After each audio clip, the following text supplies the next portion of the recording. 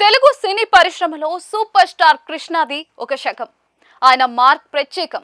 ఆయన తీసిన సినిమాలు చేసిన సాహసాలు ఒక స్పెషల్. ఇదిలా ఉంటే ఒకే సమయంలో అప్పటి దిగ్గజ నటులు ఎన్టీఆర్, అక్కినేనిలతో పోటీ పడి మరి నెగ్గుకొచ్చిన ఘనత కృష్ణకే సొంతం. అల్లూరి సీతారామరాజు ఎన్టీఆర్ డ్రీమ్ ప్రాజెక్ట్ ని తీసి మరి బంపర్ హిట్ కొట్టిన కృష్ణ ఆ వెంటనే అక్కినేని క్లాసిక్ మూవీ దేవదాస్ ని రీమేక్ చేసి సూపర్ సర్ప్రైజ్ అయితే ఇచ్చారు. మాస్ హీరోగా అప్పటికే ఎదిగిన కృష్ణ దేవదాస్ గా నటించడం ఒక విశేషం అయితే ఆ మూవీని టెక్నికల్ గా అద్భుతంగా తీసి తన స్టైల్ ఏంటో చూపించారు. అయితే పాత దేవదాస్ ని ఆ సమయంలో రిలీజ్ చేయడంతో రెండిటి మధ్యన పోలిక వచ్చి జనాలు కృష్ణ దేవదాస్ ని కాస్త పక్కన పెట్టినా కూడా హీరో కృష్ణ ప్రయోగం కూడా ఓకే అని తరువాత కాలంలో అంతా అన్నారు. ఆ మూవీని రంగులతో హంగులతో తీసిన కృష్ణ కాలానికి తగినట్లుగా మార్పులు చేశారు. పాటలు కూడా బాగా కృష్ణ దేవదాస్ లో ఉంటాయి.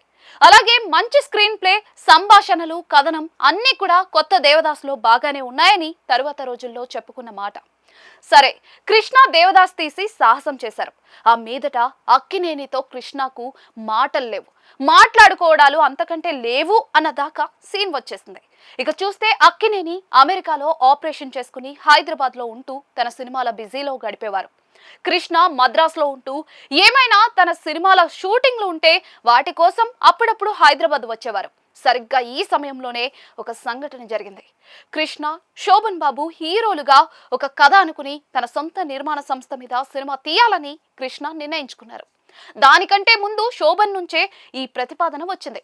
అయితే తరువాత మల్లెపువ్వు సినిమా హిట్ కావడంతో శోభన్ బాబు ఈ ప్రాజెక్ట్ చేయనని చెప్పేశారు. దాంతో తన సినిమాలో అక్కినేనిని హీరోగా తీసుకోవాలని కృష్ణ భావించారు. అందుకోసం ఆయన ఏకంగా హైదరాబాద్ కి వెళ్లి మరి అక్కినేని వారి ఇంటికి నేరుగా వచ్చేశారు. తన ఇంటికి నేరుగా కృష్ణ రావడం చూసిన అక్కినేని ఒక్కసారిగా ఆశ్చర్యపోయారు. ఎందుకంటే దేవదాసు సినిమా గ్యాప్ ఇద్దరి మధ్య ఉంది.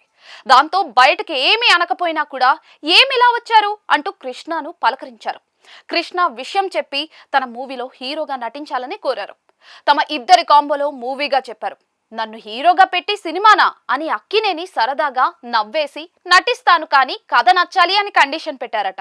ఆ మీదట కథ చెప్పడం అది అక్కినేనికి నచ్చడంతో చకచకా సినిమా సెట్స్ మీదకి వచ్చేసింది. ఆ మూవీయే హేమ హేమీలు. వేగంగా షూటింగ్ పూర్తి చేసుకున్న హేమ హేమీలు 1979 మార్చి 23న గ్రాండ్ గా రిలీజ్ అయి సూపర్ సక్సెస్ అయింది. ఈ మూవీలో అక్కినేని ద్విపాత్రాభినయం చేశారు. ఆయన పక్కన జరీనా వహబ్ నటిస్తే కృష్ణ పక్కన విజయ నిర్మల హీరోయిన్ గా నటించారు.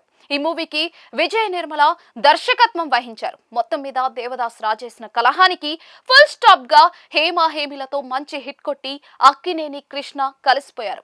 వారి ఫ్యాన్స్ కూడా ఈ కలయికను చూసి ఫుల్ హ్యాపీ ఫీల్ అయ్యారు.